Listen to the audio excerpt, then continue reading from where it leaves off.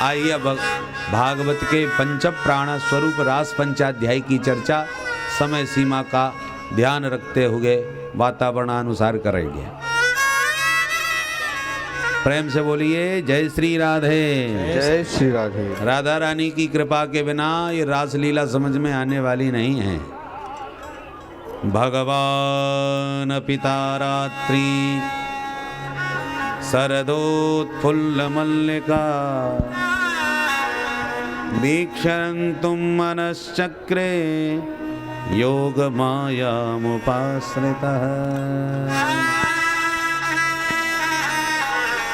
भगवान शब्द से रासलीला का शुभारंभ हुआ। क्यों?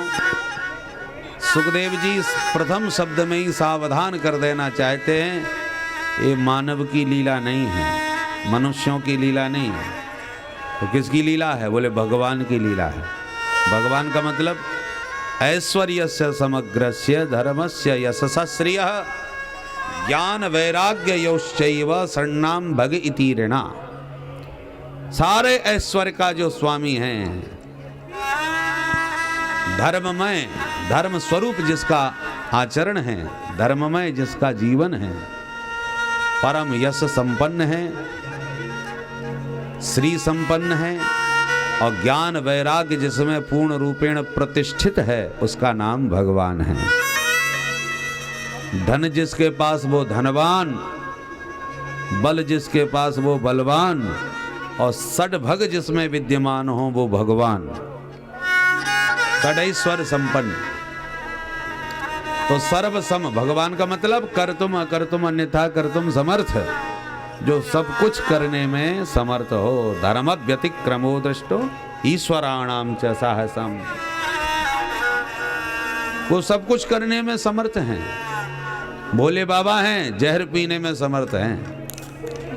अब कोई होड़ करे शंकर बाबा ने जहर क्यों पिया, उन्होंने पिया तो हम भी पिएंगे। पीना तो बहुत दूर की बात है, चाख के ही देख लो, गोविंदाई नमो नमः हो जाओगे। उनकी बराबरी तुम कैसे कर सकते हो? वो भगवान हैं, सामर्थ्यवान हैं। पी भी गए और पचा भी गए और मुस्कुराते रहे।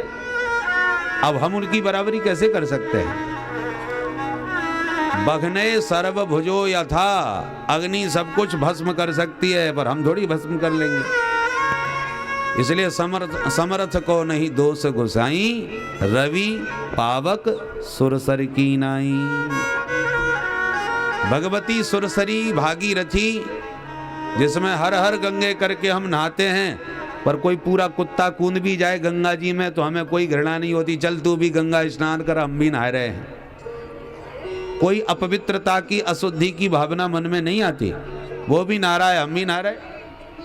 पर उसी सुरसरी से, गंगा जी से नहाने के बाद एक लोटा कमंडलू गंगा जल भर लाए और फिर उस कमंडल में कुत्ता ने एक मुंह भी मार के 2 बूंद चाट ली, सो अरे अशुद्ध हो गया, अपवित्र हो गया। क्यों जी? वहाँ तो पूरा डुबकी मार मार के नहा रहा था, तब आपको कोई घृणा नहीं हुई। अब नेक मुंह मार दिया तो ये अशुद्ध कैसे हो गया? बोले भैया वो विशाल गंगा की सुरसरी धारा थी और ये उसका थोड़ा सा अंश है। अंश में तत्काल दोष प्रभावित होता है, अंशी पे कोई प्रभाव नहीं पड़ता। ईश्वर अंश जीव, हम उस ईश्वर के अंश हैं, वो हमारा अंशी है। वो सब कुछ करके भी कुछ नहीं करता, निर्दोष रहता है। हम थोड़े में ही सदोष, तुरंत दोष हमको पकड़ लेता है। इसलिए भगवान की महारास लीला का अधिकार सबको नहीं है। जब तक श्री कृष्ण के योगेश्वरेश्वर स्वरूप का बोध ठीक से न हो जाए, जब तक राधा रानी की कृपा के हम पात्र न बन जाएं, रासेश्वरी का स्वरूप हमारी समझ में न आ जाए, जब तक गोपी भाव ठीक से उपस्थित न हो जाए, तब तक महारास में हमारी गति रति ठीक से हो ही नहीं सकती। भगवान ने बंसी बजा के कोई केवल स्त्री समुदाय विशेष को ही नहीं बुलाया। ये गोपियाँ कोई साधारण स्त्रियाँ नहीं हैं। गर्ग संहिता के गोलोक खंड में गोपियों का वर्णन किया गया है। कितनी प्रकार की गोपियाँ हैं? श्रुति रूपा, ऋषि रूपा, साधन सिद्धा, कृपा सिद्धा, नित्य सिद्धा, गोलोक वासिनी, दंडकारण्य के संत, मिथिलापुर की नारियां, यज्ञ सीता, ये सब ब्रज की गोपियां बन करके पधारे हैं। जो भी राघव के दिव्य रूप पर विमुग्ध हो गए, वे समस्त महात्मा ब्रज की गोपियां बन करके रास रस का रसास्वादन करने ब्रज में आ गए। इसलिए साधारण स्त्रियां नहीं है, सब विरक्त महात्मा है। राम जी का रूप ही इतना सुंदर था कि महात्माओं की तो बात छोड़ दो, राक्षस भी दीवाने हो जाते थे। जिस समय सूपनखा को नकटी करके भगाया भगवान ने, तो रोती रोती भैया के पास गई, खरदूषण के पास। भैया देखो मेरी क्या हालत हो गई, तुम जैसे भाइयों के रहते मुझ बहन की ये दशा। क्रोध में आग बबूला हो गया खरदूषण। अरे भैया, 1.5 हड्डी का भी कोई भैया होता तो मर मिटने को तैयार हो जाता कि हमारे तो खानदान की नाक कट गई आज। हम जैसे भाइयों के रहते बहन नकटी हो गई, किसको क्रोध नहीं आएगा भाई। फिर खरदूषण जैसा राक्षस परम बलिष्ठ, रावण कहता है खरदूषण मोह सम बलवंता, वो मेरी बराबरी का है। रावण जैसा बलिष्ठ खरदूषण था, और उसकी बहन के साथ कोई ऐसा अन्याय करे तो बताओ कितना क्रोध आया होगा उसे। सामान्य व्यक्ति को भी क्रोध आ जाए तो खरदूषण को क्रोध कितना आया होगा। परंतु धन्य है राम जी की सुंदरता कि नकटी बहन सामने खड़ी है, रक्त की धारा बह रही है। क्रोध में कांपता हुआ खरदूषण ने कहा, मार डालेंगे उस शत्रु को जिसने हमारी बहन की नाक काटी, जिंदा रहने योग्य रहा नहीं, चलो कर दो आक्रमण। टूट पड़े राक्षस। पर जैसे ही आक्रमण किया और राम जी का राघव रूप देखा, दीवाना हो गया खरदूषण। बोले रुको रुको रुको रुको, अरे क्या हो गया। बोले इसने मेरी बहन को नकटी बनाया। बोले हाँ, सूपनखा खुद कह रही है यही है वो तापस बालक, इसने मुझे नकटी बनाया। पर खरदूषण कहता है भाई कुछ भी हो, मैंने दुश्मन बहुत देखे पर इतना प्यारा दुश्मन पहली बार देखा। इसको देखने के बाद तो मन ही नहीं होता निगाह हटाने का। भाई कुछ भी हो, हमारी बहन जी भी हम जानते हैं कैसी हैं, इन्होंने कुछ गड़बड़ किया होगा इसलिए उसको ऐसा करना पड़ा। खैर कुछ जो भी कारण रहा हो हम नहीं जानते, कारण कुछ भी रहा हो, अपराध कितना भी बड़ा इसने किया हो, फिर भी ये दुश्मन मारने योग्य नहीं है। बहुत प्यारा लग रहा है, क्योंकि इसे मार दिया तो संसार से बहुत बड़ी सुंदरता का अभाव हो जाएगा। इसलिए काम चाहे जितना बुरा किया हो फिर भी ये बध के योग्य नहीं है। कौन कह रहा है? जिसकी बहन की नाक भगवान ने अभी अभी काटी है। आर्द्र अपराधी राम। भाई एक अपराध होता है पुराना, 10 साल पहले हमारे साथ ऐसा व्यवहार किया था, मामला ठंडा पड़ जाता है। और ताजा मामला हो, जैसे कोई एक्सीडेंट करके भगने की कोशिश करे और पकड़ा जावे, फिर देख लो उसका जिंदा बचना मुश्किल हो जाता है, क्योंकि त्वरित अपराधी है। तात्कालिक अपराध में क्रोध बहुत आता है।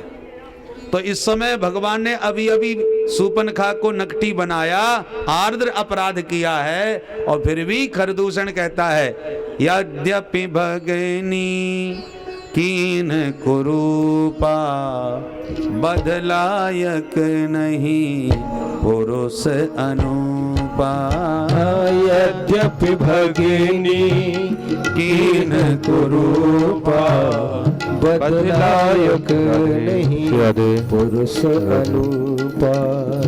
बदलायक नहीं पुरुष अनुपा। बदलायक नहीं पुरुष अनुपा। ये कौन बोल रहा है? जिसकी बहन के साथ दुर्व्यवहार हुआ है वही कह रहा है बदलायक नहीं। क्यों नहीं? बोले पुरुष अनुपा, अनुपम पुरुष है, अद्वितीय पुरुष है, ऐसा मैंने संसार में दूसरा कोई आज तक देखा नहीं। अब बताइए, जब राक्षस जैसे खरदूषण जैसे राक्षसों के हृदय पर राम जी की सुंदरता का इतना जबरदस्त जादू चल जाता है, तो बेचारे परम वीतराग, परम संत, परम विरक्त, परम तपस्वी तेजस्वी महात्माओं के मन पर यदि उनकी रूप माधुरी का आनंद छा जाए तो कौन आश्चर्य की बात है। जिसने देखा वही दीवाना हो गया।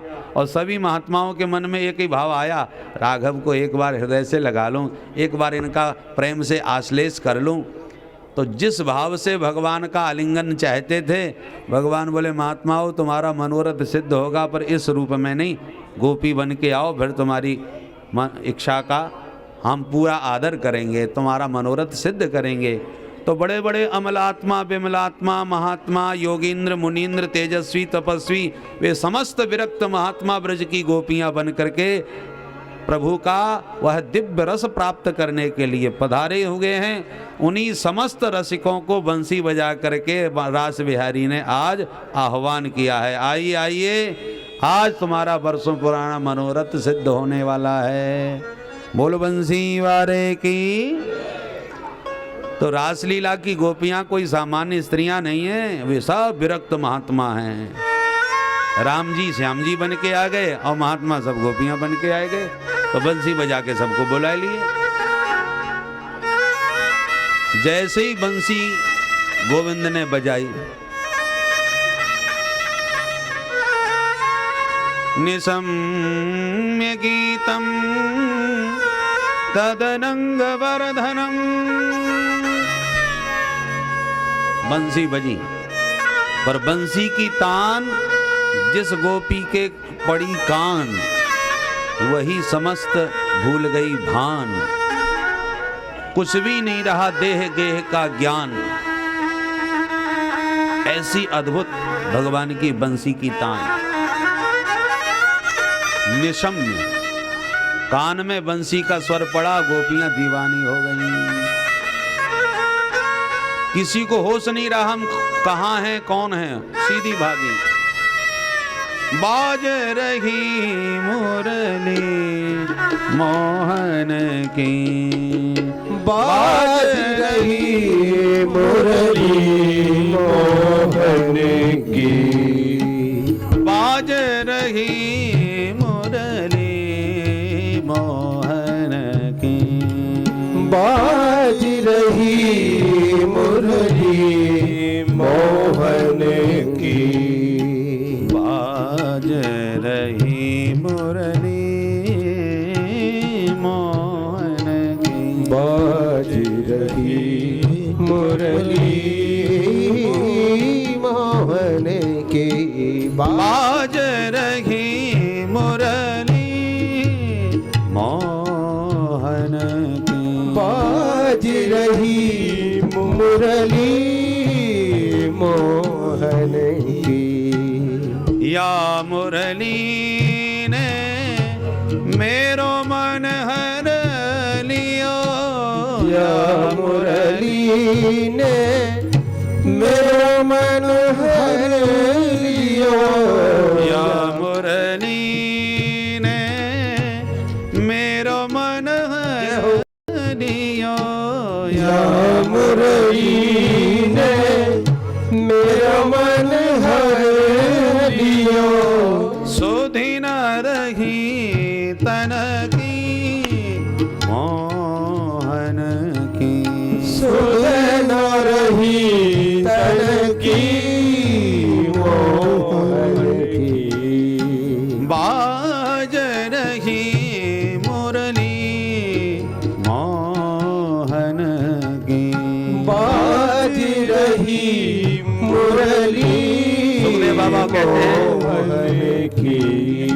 निशम्य गीतम तदनंग वर्धनम, निशम्य गीतम तदनंग वर्धनम, ब्रज स्त्रिय कृष्ण गृहीत मानसा, ब्रज स्त्रिय कृष्ण गृहीत मानसा, आ जगमुरन्यो न्यमलक्षतोद्यमा, जगमुरन्यो न्यमलक्षतोद्यमा, सयत्र कान्तो जवलोलकुण्डला, सयत्र कान्तो जवलोलकुण्डला, बाज रही मुरली मोहन की, बाज रही मुरली मोहन की, मुरली मोहन मुरली मोहन की, मोहन की। निशम्य गीतम तद अनंग वर्धनम। गोविंद का वंशी का दिव्य स्वर ब्रज गोपियों के जैसी कान में पड़ा तो वह स्वर संगीत सुनते ही कृष्ण गृहीत मानसा, गोपियों का मन मुरली मनोहर माधव के पास ही दौड़ा भागा खिंचा चला गया। तो जैसे ही वंशी का स्वर सुना तो सबकी सब गोपियां आजगमुह दौड़ी दौड़ी गोविंद के पास आ गईं। और आजगमुह क्रिया बतला रही है कि सुखदेव जी सिर्फ वर्णन नहीं कर रहे अपितु रास मंडल में उपस्थित होकर के दर्शन भी कर रहे हैं। यदि कोई वक्ता वर्णन करेगा तो कहेगा कन्हैया ने बंसी बजाई और गोपियां दौड़ी दौड़ी उनके पास चली गईं, ऐसा बोलेगा। और सुखदेव जी ये नहीं कह रहे चली गईं, सुखदेव जी कह रहे हैं आजगमुह, सब गोपियां दौड़ी दौड़ी आ गईं। आ गईं कहने से मतलब है सुखदेव जी राजमंडल में विराजमान हैं और आती हुई गोपियों का दर्शन भी कर रहे हैं, इसलिए कहने सारी गोपियां दौड़ी दौड़ी चली आ रही हैं। कैसे कैसे आ रही हैं? अन्योन्नमलक्ष्यतोद्यमा, कोई गोपी किसी को निहारती नहीं, देखती नहीं, जो जहाँ जैसी जिस अवस्था में है वैसी की वैसी उठकर दौड़ी चली आ रही है। निशम्य गीतम तदरंगवर्धनम ब्रजश्रिय कृष्ण गृहीत मानसा।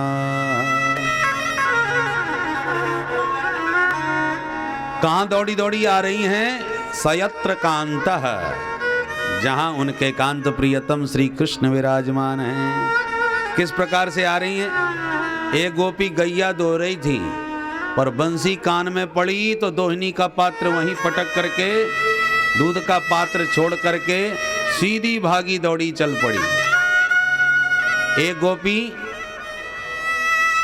हलवा बना रही थी चूल्हे पर बैठी और जहां बंसी की तान उसके कान में पड़ी तो हलवा की कढ़ाई चूल्हे पे ही चढ़ाई छोड़ करके और करछनी हाथ में ही लेके भागी भागी चली गई। एक गोपी काजर लगा रही थी, जो बंसी कान में पड़ी तो एक आंख में तो काजल लगा लिया, दूसरी आंख में बिना काजल लगाए ही चल पड़ी। एक गोपी आभूषण पहन रही थी, जो बंसी सुनी तो नाक की नथ कान में लटका के चल पड़ी। कपड़े पहन रही थी तो ऊट पटांग उल्टे सीधे कपड़े पहन के चल पड़ी। सुखदेव बाबा वर्णन करते हैं क्या? दोहंत्यो भयोक्काशित दोहम हित्वा समुत्सुका पयोधिसृत्य संयाव मनुदवास्या पराययुः लिम्पन्त्य प्रमजन्त्योन्या अंजन्त्य काश्चलोचने व्यस्तस्त्रवस्त्राभरणा काशित कृष्णान्तिकं ययुः। माने ये सब वर्णन करने में तात्पर्य क्या है? किसी गोपी को भी शरीर की सुध नहीं है, देह भान भुला करके सब भागी चली जा रही हैं। और रासलीला में प्रवेश ही तब होता है जब शरीर का भान नहीं रह जाता।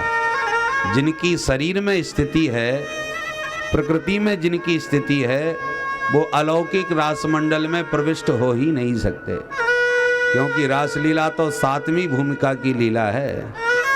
सप्तम भूमिका क्या है? 7 सीढ़ी पार करके रास में प्रवेश पा सकता है जीव। कौन कौन सी 7 सीढ़ी पार करे?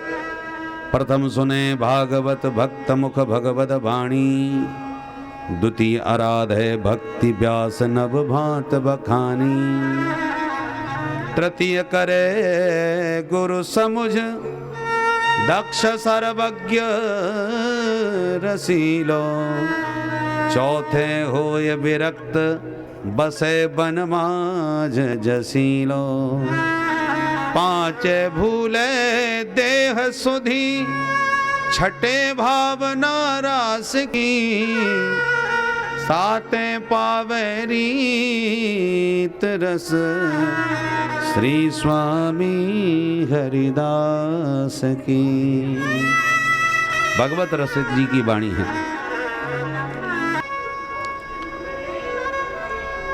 गोपियों का वही स्वरूप प्रकट करने के लिए सुखदेव जी ने कहा, लिम्पन्त्य प्रमजन्त्यो न अंजन्त्य काचलोचने व्यस्तस्त्र वस्त्राभरणा काशित कृष्णांतिकम ययो।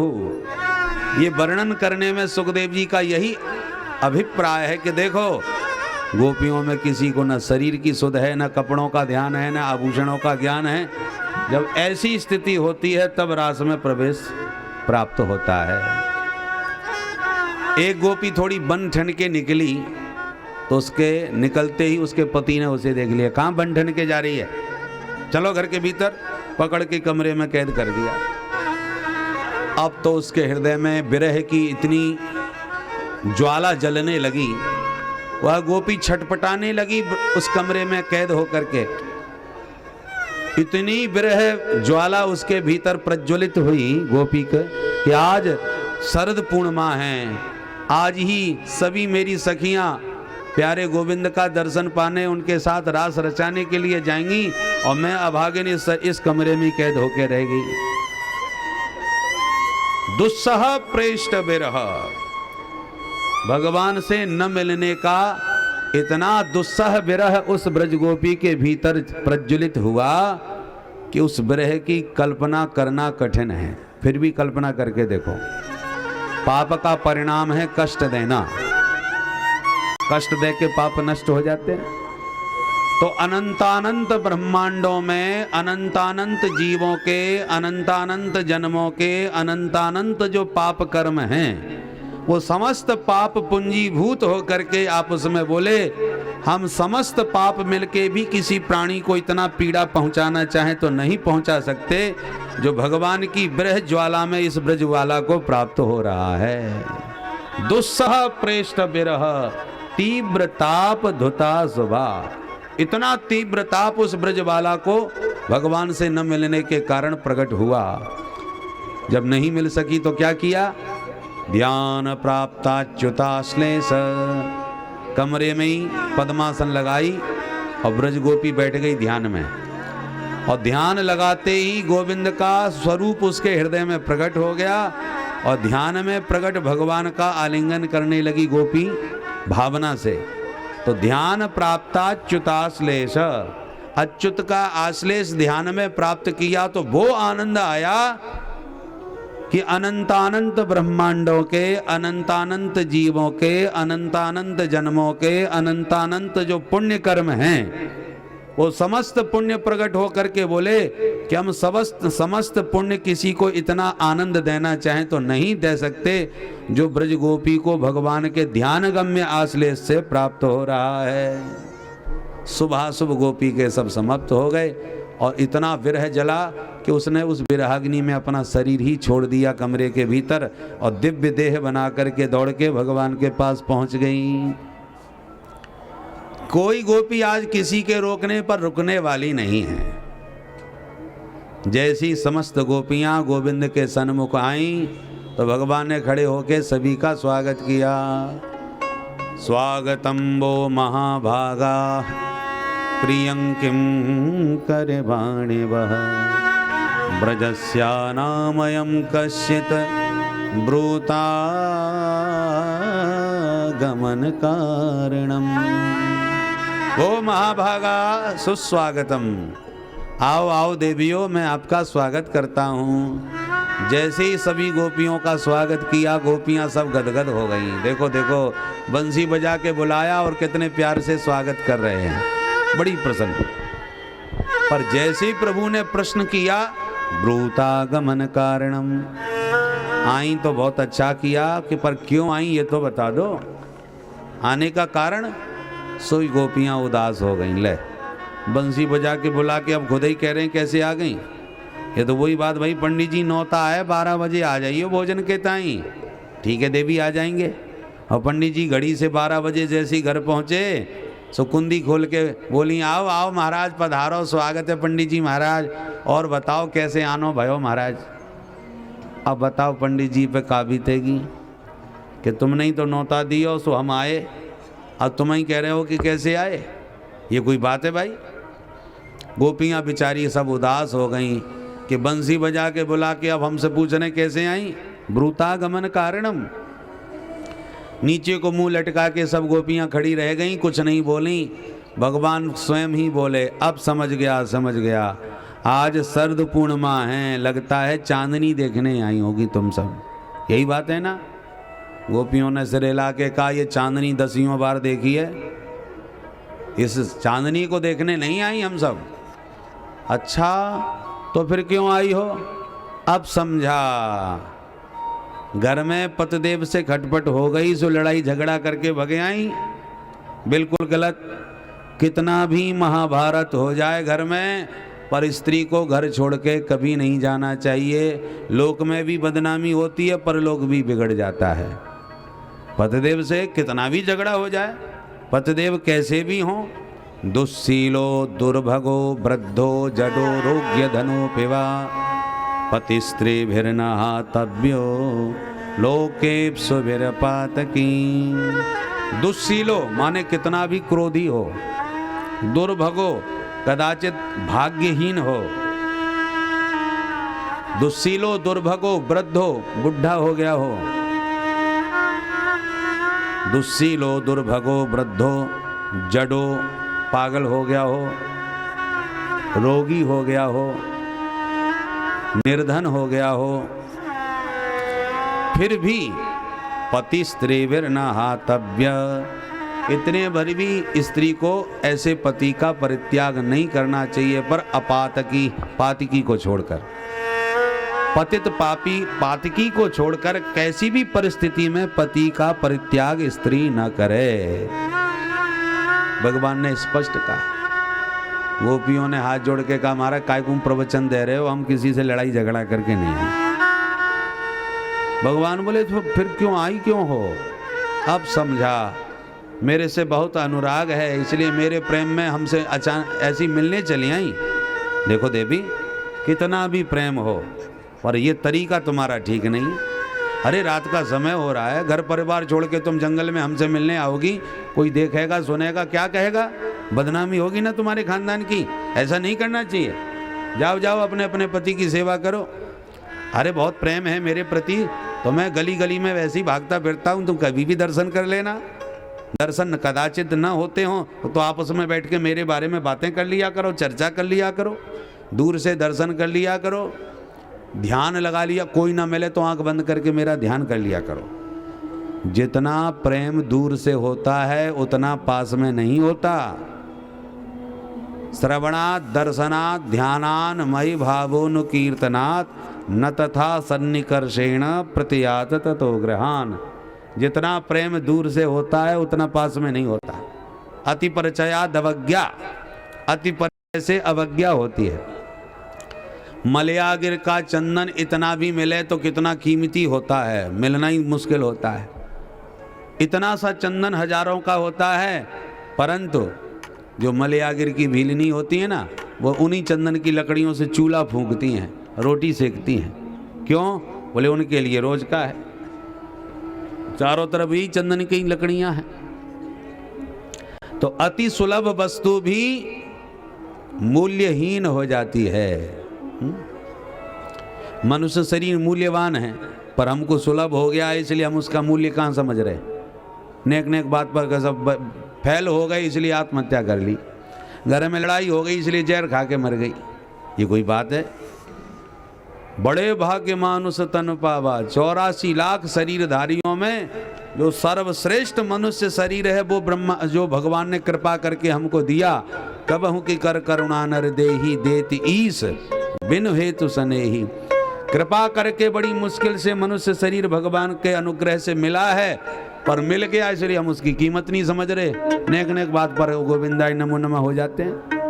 कभी जहर खा लिया कि आग लगा दी कि पानी में गिर गए, कुआं में गिर गए, नेक नेक सी बातों पर।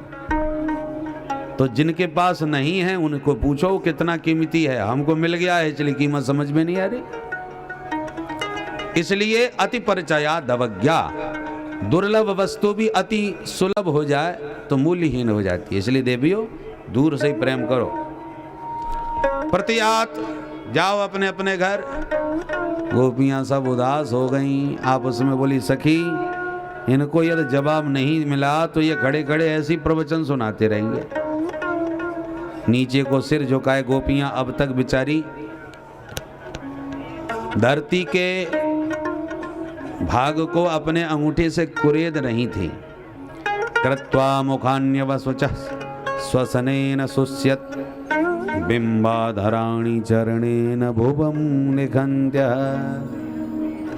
चरणेन भुवं लिखन्त्यः, पैर के अंगूठे से धरती को कुरेद रही थी। भगवान बोले ये क्या कर रही हैं? गोपियां बोली ये कर रहे हैं, हम कोशिश कर रही हैं कि धरती में गड्ढा हो जाए तो इसी में समा जाए। क्यों? बोले संसार छोड़ा तुम्हारे लिए और तुम भगा रहे हो संसार के लिए, तो हम तो ना संसार की रही ना तुम्हारे मतलब की रही, ना घर की ना घाट की, जब कहीं की नहीं रही तो इस धरती में ही समा जाए वो ज़्यादा अच्छा है। इसलिए चरणेन भुवं लिखन्त्य, पैर के अंगूठे से धरती कुरेद रही हैं। भगवान बोले पैर के अंगूठे से तो गड्ढा कितने साल में जाके हो गया भाई, पैर के अंगूठे से कोई गड्ढा करे तो कितना समय लगेगा? भगवान बोले यदि गड्ढा खोदने की जरूरत हो तो फावड़ा ले आऊं, पैर के अंगूठे से क्यों खोद रही हो? गोपियां बोली इतने निष्ठुर मत बनो, हम पैर के अंगूठे से ही गड्ढा खोदेंगे। उससे क्या होगा? बोले उससे ये होगा कि समय बहुत लगेगा। फिर बोले जब बहुत समय तक गड्ढा खोदते खोदते बहुत समय हो जाएगा तो आज नहीं तो कल, कल नहीं तो परसों, कभी न कभी तो तुम्हारा हृदय पिघल जाएगा, तो हो सकता है बात बन जाए। फटाफट हमको अपनी आत्महत्या थोड़ी करनी है, समय ज़्यादा से ज़्यादा लगेगा तो देखते देखते कभी तो तुम्हारा हृदय पिघलेगा। इसलिए चरणेन भुवं लिखन्त्य। नीचे को मुंह क्यों लटका रखा है? बोले तुम्हारी बातों से इतना गुस्सा आ रहा है कि तुम्हें क्या कहें हम, और जब क्रोध बहुत आता है ना तो श्वास तेज हो जाती है। हम इतनी गोपियां हैं, सभी को क्रोध आ रहा है तुम्हारी बातों पर, और सबकी क्रोध की गरम गरम श्वास यदि तुम्हारे मुख पर पड़ेगी तो तुम्हारा खिला हुआ मुख कमल कहीं मुरझा न जाए। इसलिए नीचे को सभी ने सिर झुका रखा है, क्योंकि गोपियों का बड़ा ही पवित्र प्रेम है। गोपियों के प्रेम की परिभाषा है तत् सुख सुखित्वम, प्रियतम के सुख में ही अपना सुख समझ लेना। ये इसका नाम है शुद्ध प्रेम। इसलिए सबका मुंह नीचे लटका हुआ है कि प्रभु को हमारी उष्ण श्वास के प्रहार से कष्ट न पहुंचे। अंत में सभी गोपियों ने बहुत प्यारा एक गीत गा करके गोविंद को जवाब दिया, प्रत्युत्तर दिया। इस गीत को कहते हैं प्रणय गीत। गोपियों के 5 गीत प्रमुख हैं। वेणु गीत कल सुना आपने, जिसमें बंसी की विशेषता है। ये प्रणय गीत है जिसमें प्रेम की प्रार्थना गोपियां भगवान से करती हैं, प्रेम की याचना। फिर भगवान के अंतर्हित हो जाने पर विरह में जो गीत गाया वो गोपी गीत। चौथा है भ्रमर गीत, 5वां है युगल गीत। ऐसे गोपियों के 5 गीत हैं भागवत में। तो आज सब गोपियां भगवान को उनके वचनों का उत्तर दे रही हैं। रास विहार के प्रारंभ में क्या जवाब दिया सुनिए। मैवं विभोर्हति भवान गदितुं न संसं, संत्यज्य सर्व विषयास्तव पादमूलम्, भक्ता भजस्व दुर्वग्रहमात्यजास्मात्, देवो यथादि पुरुषो भजते मुमुक्षु। मैवम, मैवम का सीधा सीधा अर्थ यदि किया जाए तो एक तरह से है चुप रहो। संस्कृत में यदि किसी से कहना चुप रहो, बोले मैवम, माँ एवं, बहुत बोल लिए, अब चुप हो जाइए। अब गोपियों का प्रेम है ना गोविंद से, और प्रेम का ये अधिकार होता है वो खरी खोटी कुछ भी सुनाई दे। तो प्रेमाधिक्य में गोपियां कहती हैं बहुत प्रवचन सुन लिए तुम्हारी है, अब थोड़ी देर के लिए चुप हो जाओ। आसमान माँ त्यज, हम तुम्हारे लिए संसार के समस्त विषयों का परित्याग करके आई हैं और तुम आती हमें पातिव्रत धर्म का प्रवचन सुनाने लगे। अरे तुम अहीर के छोरा और वह अनपढ़ गंवार ग्वालिनी कंडा थापने वाली, तो तुम्हें प्रवचन करने का अधिकार ही नहीं, हम सुनने की अधिकारिणी नहीं, तो फिर काय को प्रवचन दे रहे हो? अरे हमें प्रवचन सुनना होता तो श्री जी महाराज के पास जाते, निम्बारकाचार्य जी के पास जाते, या रामानंदाचार्य जी के पास जाते, या शंकराचार्य जी के पास, किसी आचार्य के पास जाकर के, धर्मगुरु के पास बैठ करके प्रवचन सुनते। तुम काय पे प्रवचन दे रहे हो? हम तुमसे प्रवचन सुनने आई हैं क्या? स्त्रीणाम स्वधर्म इत धर्म विदात्वयोक्तम। जो स्त्री धर्म आप हमको प्रवचन में सुनाने लग गए आते ही, यही सुनने आई थी क्या तुमसे? तो काय के लिए आई हो? अब बेचारी गोपियां बड़ी धर्म संकट में, दुविधा में कि इनको हम क्या समझाएं। भगवान बोले तो आने का उद्देश्य भी तो पता चलना चाहिए मुझे, क्यों आई हो? गोपियां बोली सुनो, ये जो धर्म प्रवचन आप हमको दे रहे थे, हम आपसे पूछना चाहती हैं कि धर्म पालन करने से मिलता क्या है? धर्माचरण करने से क्या मिलेगा? भगवान बोले भगवत प्राप्ति हो जाती है जीव को। धर्म का फल है अपवर्ग की प्राप्ति, धनात् धर्मम तथा सुखम, धर्मस्य ह्यापवर्गस्य। धर्म का फल है अपवर्ग। अपवर्ग का अर्थ क्या होता है? अपवर्ग माने मोक्ष। मोक्ष को अपवर्ग क्यों कहते हैं? बोले अपगता वर्गः अपवर्गः मोक्षः। जहां पर कोई भी वर्ग भेद ना हो उसका नाम अपवर्ग। हम लोग यहाँ कई वर्गों में बटे हैं, या स्त्री वर्ग, या पुरुष वर्ग, या संत वर्ग, या विप्र वर्ग, क्षत्रिय वर्ग, कई वर्गों में विभक्त है। पर जिस पदवी को पाकर के सब एक ही वर्ग के हो जाएं उसका नाम है अपवर्ग। मोक्ष हो गया, सब एक ही वर्ग के हो गए, वहां पर कोई भेद नहीं। अथवा दूसरा अर्थ है न पवर्गः अपवर्गः। जहां पर पवर्ग न रह जाए उसका नाम है अपवर्ग। मोक्ष में पवर्ग नहीं है। पवर्ग माने पा फा बा भा मा। कैसे नहीं है? बोले पा माने पतन। एक बार मोक्ष हो गया फिर जीव का कभी पतन नहीं होता, इसलिए पतन का पवर पा नहीं है। और दूसरा फा माने फल की इच्छा। हम कोई भी कर्म करते हैं तो किसी फल की इच्छा से करते हैं, ऐसा करेंगे तो ये फल मिलेगा, पर सभी फलों का फल है मोक्ष। मोक्ष हो गया फिर काय के फल की इच्छा, सारे फल समाप्त। इसलिए फल की भी इच्छा समाप्त हो जाती है, तो पतन होता नहीं, फल की इच्छा रहती नहीं। प फ उसके बाद ब माने बंधन। हम अभी कई बंधनों में बंधे हो गए हैं। अज्ञान का बंधन, मैं और मेरे का बंधन, माया का बंधन, कई बंधन हैं। पर मोक्ष हो गया तो सारे बंधन समाप्त, सारे बंधन खुल जाते हैं जीव के, तभी मोक्ष होता है। तो बंधन का ब भी नहीं है, प फ ब। उसके बाद भ का मतलब भय। हम सदा भयाक्रांत रहते हैं, ऐसा ना हो जाए, वैसा ना हो जाए, इनकम टैक्स का छापा ना पड़ जाए, हमारा शरीर खत्म ना हो जाए, फलाने जी खत्म ना हो जाए। तो ये मौत का भय, किसी को किसी बात का, अनेक प्रकार के भय हैं। संसार ही भय, संसार भय नाशनम। संसार सर्वत्र भयाक्रांत है, और मोक्ष हो गया तो संसार भय समाप्त हो गया। कोई भी भय नहीं रह जाता मोक्ष के बाद। और अंतिम है क्या? म माने मृत्यु। मरने का भी झंझट खत्म हो जाता है, जन्म मरण की व्याधि से भी छुटकारा मिल जाता है। तो पूरा पवर्ग हो गया ना, न पवर्गः अपवर्गः। तो जहां पर पवर्ग समाप्त हो जाए उसका नाम है अपवर्ग। पतन फलासा बंद भय मृत्यु जहां पर नाय, पा फा बा भा म रहित सो अपवर्ग कहा है। तो जहां पर पवर्ग न रह जाए उसका नाम है अपवर्ग। मोक्ष, मोक्ष सुख परम देव। हमारे भोले बाबा शंकर को देखो, भक्तों को अपवर्ग देते हैं और स्वयं पवर्ग के साथ में रहते हैं। भोले बाबा किस पवर्ग के साथ रहते हैं, अब ज़्यादा व्याख्या नहीं करेंगे, केवल याद दिलाए देते हैं।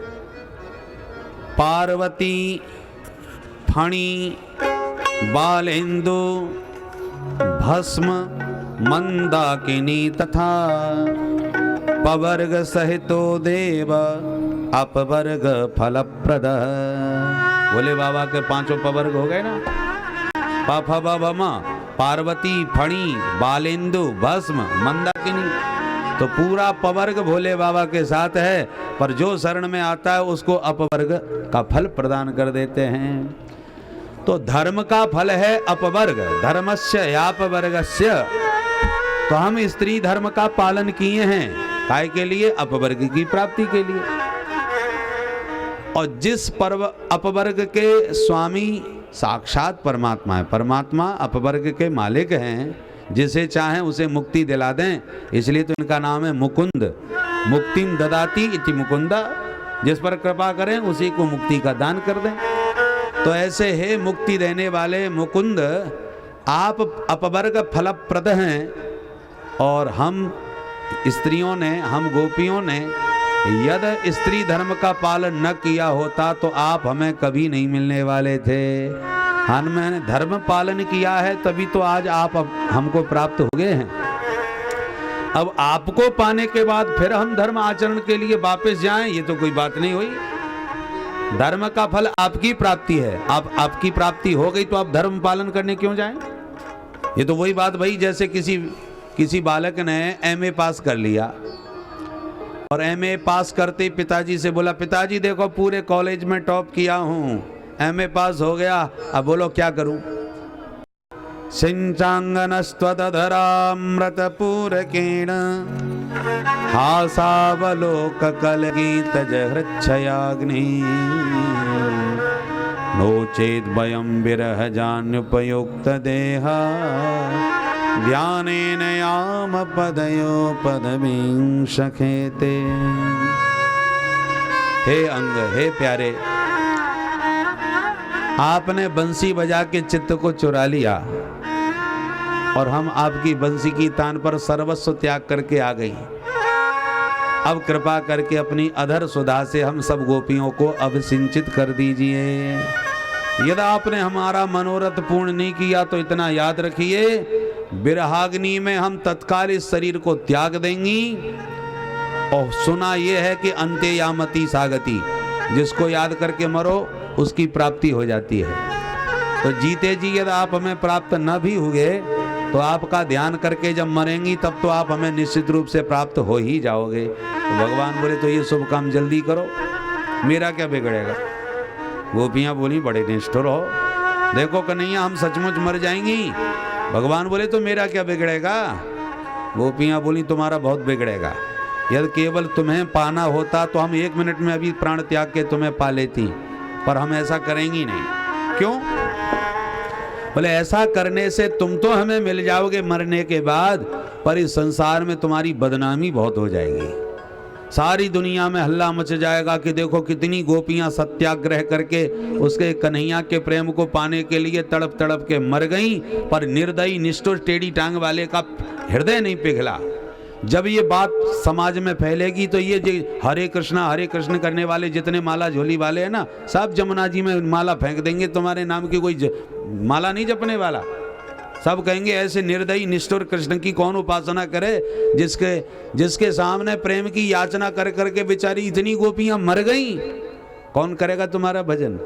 तो हम सोचते हैं अपने प्यारे कृष्ण को कोई प्रेम नहीं दे सकी तो कम से कम अपनी मौत का काला टीका लगा के तो ना मरें, इसलिए ऐसा मरना ठीक नहीं होगा। नहीं तो 1 मिनट में प्राण त्याग देंगी। हमारे लिए प्राण त्यागना कोई बहुत असंभव कार्य नहीं। इस प्रकार से गोपियों के बीच कन्हैया से खूब नोक-झोंक हुई, प्यार की मीठी मीठी, परंतु इतने पर भी भगवान मुस्कुराते रहे। भीतर तो मुस्कुरा रहे हैं, ऊपर से विविध व्यवहार दिखा रहे हैं। और अचानक राधा रानी जैसे ही गोपियों के बीच आई तो प्रहस्य सदयम गोपीरात्मा रामोप्यरी रमत रासेश्वरी को देखते ही भगवान प्रसन्न चित्त हो गए और तब गोपियों के साथ भगवान का रास विहार प्रारंभ हो गया। बोल रास विहारी भगवान की। बाहु प्रसार पररंभ कराल कोरो नीविस्तनालभन नर्मदकाग्रपातये श्वेल्यावलोक हसतेर ब्रज सुंदरीणाम् उत्तम भयंदति पतिं रमयां चकार। भगवान ब्रज बामाओं के बीच ताता थैया करके नाचना प्रारंभ कर दिए और जैसी ठुमका लगा लगा के गोविंद नाचे गोपियों के साथ, गोपियों के तो आनंद का ठिकाना नहीं रहा। आनंद में परिपूर्ण हो गई सभी ब्रजबाला।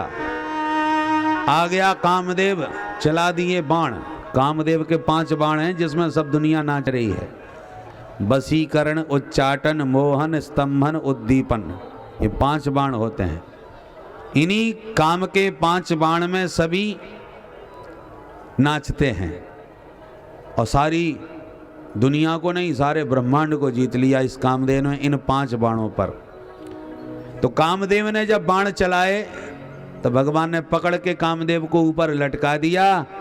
रतिपतिम उत ऊर्ध्वम स्तंभयन, भगवान काम को ऊर्ध्व स्तंभित करके बड़े अनुराग से गोपियों के बीच नाच करते रहे, नृत्य करते रहे। चरणों में गिर के कामदेव ने कान पकड़ के कहा, प्रभु एक आप ही हो जिनको मैं च्युत नहीं कर सका, इसलिए आपका नाम रखता हूं अच्युत। बोल अच्युत भगवान की जय। भगवान का नाम रास विहार में ही अच्युत पड़ा। मतलब क्या हुआ? न च्यवती स्वरूपात इति अच्युतः, जो अपने स्वरूप से कभी विचलित नहीं होते, ऐसे श्री कृष्ण। इसलिए भागवत में बार बार योगेश्वरेश्वरे कृष्ण ने कहा। योगी नहीं, एक योगी में कितना चमत्कार होता है। जो सिद्ध योगी होते हैं वो अपने योग के बल पर शेर बन जाएं, मृग बन जाएं, आकाश में उड़ जाएं, दुनिया में घूम के वापस आ जाएं, सूक्ष्म शरीर के द्वारा किसी के शरीर में घुस जाएं, लौट के फिर अपने शरीर में आ जाएं। ये सब योग का चमत्कार है। एक योगी में ये सब चमत्कार करने की सामर्थ्य है। उसका शरीर कमरे में है और शरीर में से वो निकल करके पूरी दुनिया में घूम के वापस फिर शरीर में घुस जाता है, पर काया प्रवेश आदि सिद्धियों के द्वारा। तो एक योगी कितना चमत्कार कर सकता है। जब योगी में इतने चमत्कार हैं तो योगेश्वर में कितने चमत्कार होते होंगे भाई। योगी तो सारी दुनिया घूम के वापस आता है, पर योगेश्वर चाहे तो संपूर्ण ब्रह्मांड घूम के आ जाए। वो बैकुंठ चला जाए भगवान का दर्शन करने के लिए, ब्रह्मलोक चला जाए ब्रह्मा जी से मिलने के लिए। योगेश्वर की अव्याहत गति होती है। जैसे नव योगेश्वर हुए हैं, ये योगी नहीं है, योगेश्वर हैं। ये कहीं भी जा सकते हैं बिना रोक टोक। हम तो अरे ऊपर नीचे की स्वर्ग की तो बात ही छोड़ दो, हम तो दूसरे देश में भी नहीं घुस सकते बिना पासपोर्ट लिए। पासपोर्ट, वीजा वगैरह तमाम फॉर्मेलिटी करनी पड़ती है, तब किसी देश में आप घुस सकते हो। पर योगी कहीं भी जा सकता है, योगेश्वर किसी लोक में जा सकता है। तो योगेश्वर और योगी में ये चमत्कार है। और श्री कृष्ण कौन है? बोले श्री कृष्ण योगी नहीं, योगेश्वर नहीं, योगेश्वरेश्वर। योगेश्वरों के भी ईश्वर हैं। सनकादिक योगेश्वर, कवि हरि अंतरिक्ष योगेश्वर, ये भी जिसकी उपासना करते हैं वो श्री कृष्ण हैं, योगेश्वरेश्वर। तो योगेश्वरेश्वर क्या नहीं कर सकते भाई। इसलिए सर्व समर्थ भगवान हैं। सभी गोपियों के साथ नाच रहे हैं, सभी गोपियां गदगद हो रही हैं। और अचानक गोविंद को अपने इशारों पर नाचते देखकर समस्त गोपियों को अभिमान जाग गया। है कोई हमारे समान सुंदरी? देखो श्री कृष्ण हमारे इशारों पर कैसे नाच रहे हैं। हमने अपनी रूप माधुरी से कृष्ण को अपना गुलाम बना लिया, अपने अधीनस्थ कर लिया, पर राधा रानी मान करके बैठ गई। प्रेम में मान का सम्मान है, पर अभिमान का कोई स्थान नहीं। जहाँ आता है अभिमान वहाँ से खिसक जाते हैं भगवान। जहाँ गोपियों को आया अभिमान तो माननी राधा रानी को साथ में लेके भगवान हो गए अंतर्धान। बोल रास बिहारी भगवान की जय। जैसी भगवान अपनी रासेश्वरी राधा रानी के साथ अंतर्हित हुए सोई गोपियां एकदम व्याकुल हो गईं। को जड़ को चैतन्य न कछु जानत बिरही जन। बिरह में व्याकुल ब्रजांगनाएं बन बन में गोविंद का पता पूछने लगी। वृक्षों से लताओं से सब जगह भगवान को ढूंढती पूछती जा रही थी, कहीं नहीं मिले कन्हैया। तो लीला का अभिनय करने लगी, फिर भी नहीं आए। तो इधर राधा रानी बोली, प्यारे मैं अब नहीं चल सकती, मैं बहुत थक गई हूँ। भगवान बोले, ज़्यादा थक गई हो? स्कंद आरुह्यताम, आओ मेरे कंधे पर बैठ जाओ। और जैसी किशोरी जी कंधे पर बैठने को हुई, भगवान वहाँ से भी अंतर्धान हो गए। सावधूरन तप्यत। अब तो राधा रानी मूर्छित होके वहीं पर गिर पड़ी। पग चिन्ह देखती गोपियां आ रही थी। जब राधा रानी को मूर्छा में देखा तो सभी ने मिलकर के उनको सावधान किया। और राधा रानी के साथ मिलकर के सभी गोपियां जमुना तट पर लौट के आईं वन में से और बोली, अब कुछ किया जाए। क्या किया जाए? बोले, चलो मिलकर के गीत गाती हैं, गोविंद हमारा मंगल गीत सुन के अवश्य आएंगे। तब गोपियों ने मिलके जो भगवान को पुकारा, गोपियों की इस पुकार को ही गोपी गीत कहते हैं। आइए हम भी पुकारें प्रभु को गोपियों के स्वर में स्वर मिला करके 2-4 श्लोकों के द्वारा। जयति तेधिकं जन्मना ब्रज श्रयत इंदिरा शाश्वत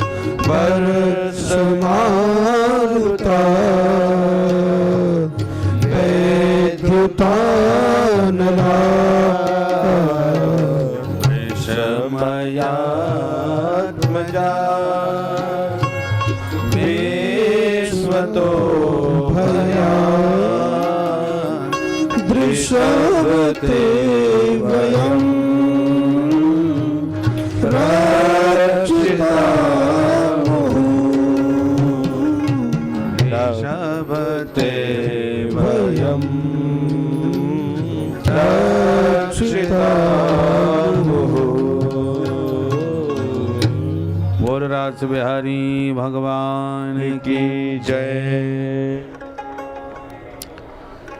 गोपियों ने गीत गाते हुए कहा, हे प्यारे, तब जन्मना ब्रजः वैकुंठात् अधिकम जयति।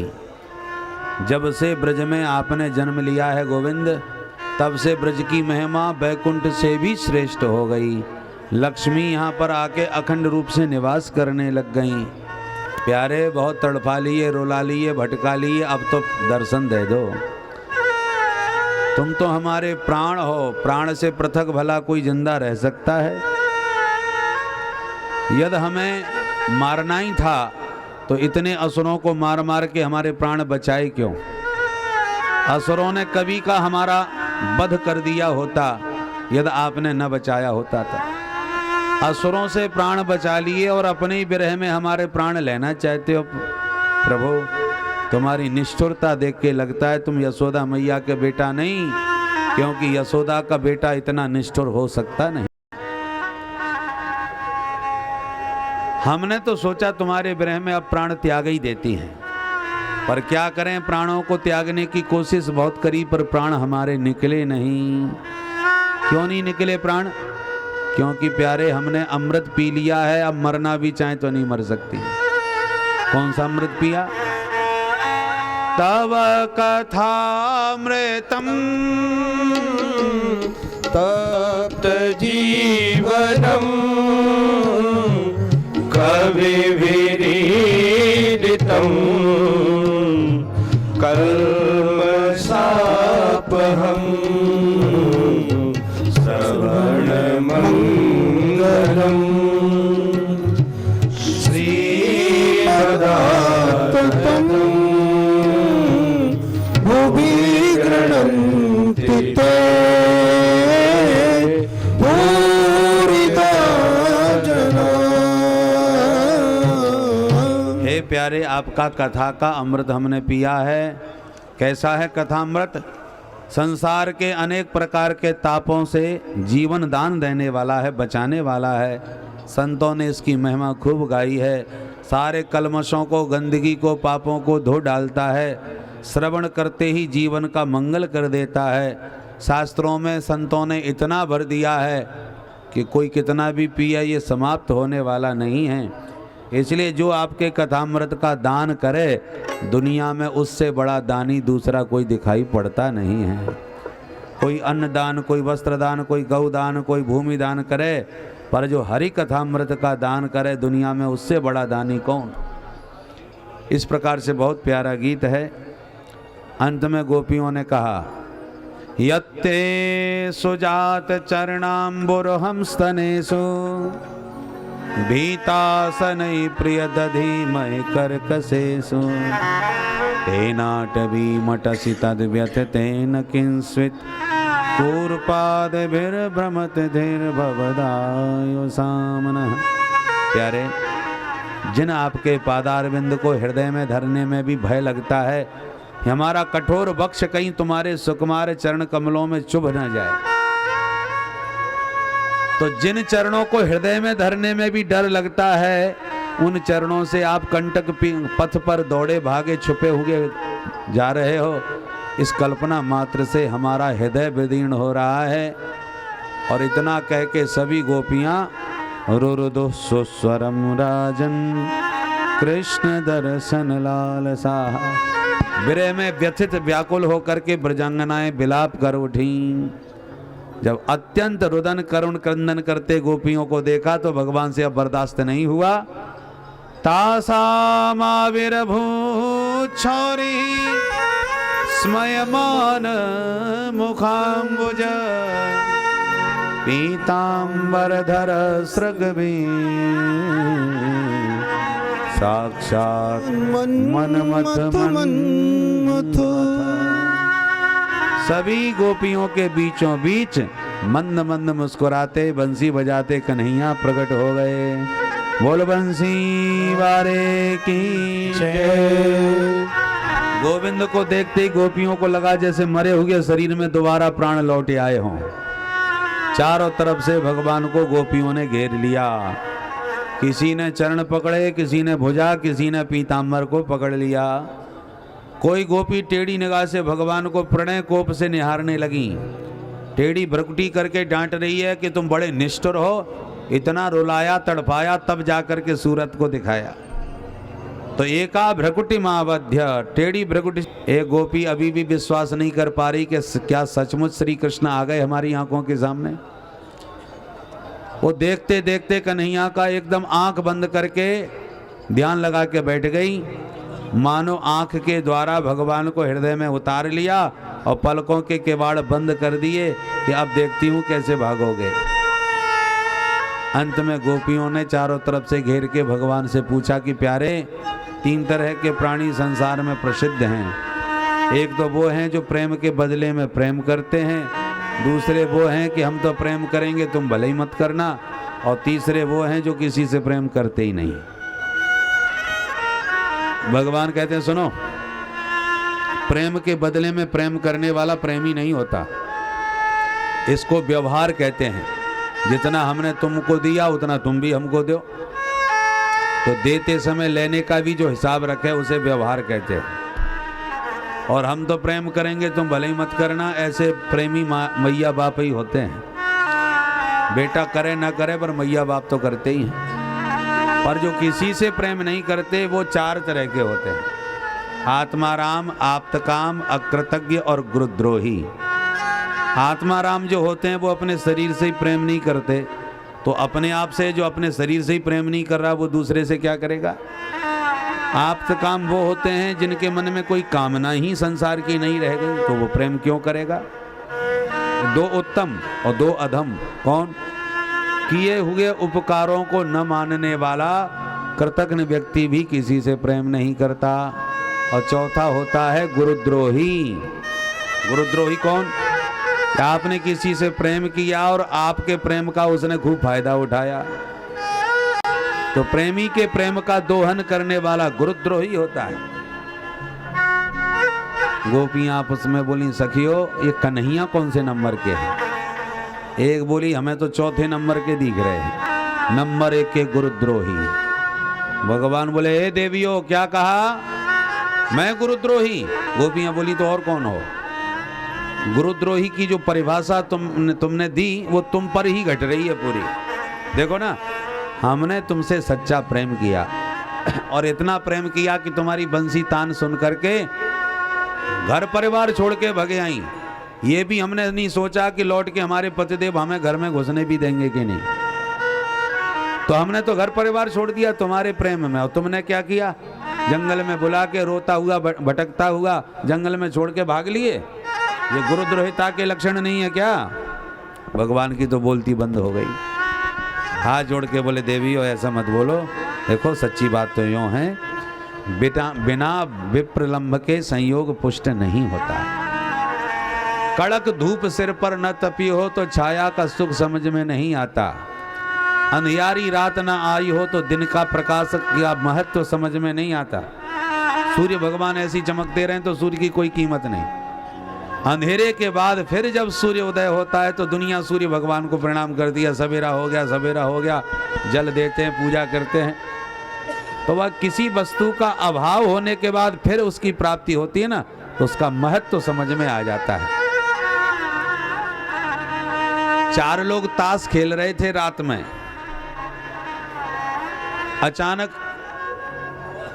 ऊपर से कपड़ा गिरा और एक मणि थी जो चमक रही थी, जिसके प्रकाश में सब कुछ दिख रहा था।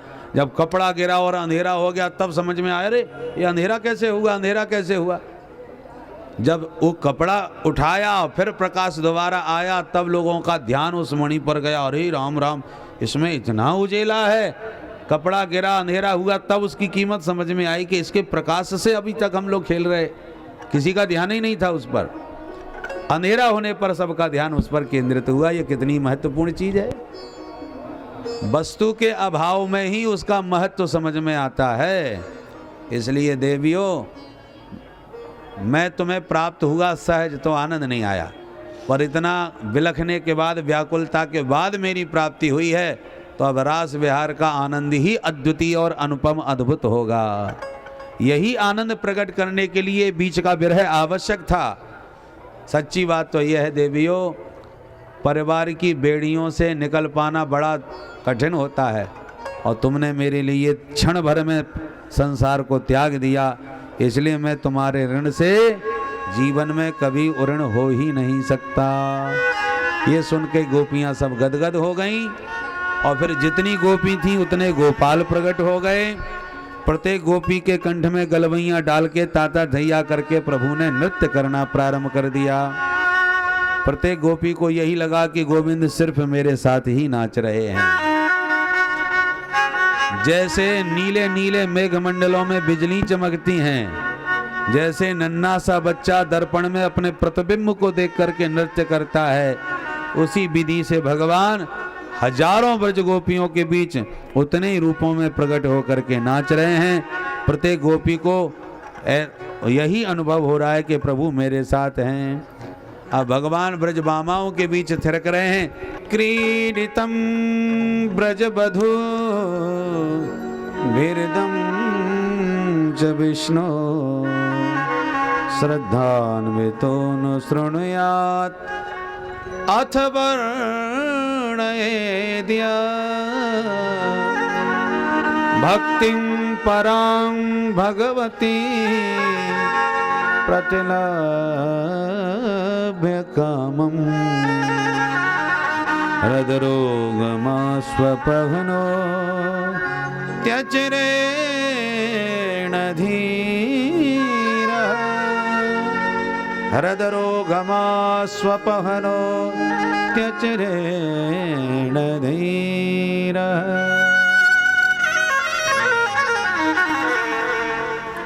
जो भी ब्रजबधूटियों से विहार करते श्री कृष्ण की या दिव्य रास लीला का श्रद्धा पूर्वक श्रवण करते हैं अथवा वर्णन करते हैं, उन्हें भगवान की पराभक्ति प्राप्त होती है और उनका हृदय रोग शीघ्रातिशीघ्र समाप्त हो जाता है। ये रासलीला की फलश्रुति सुखदेव जी ने बतलाई।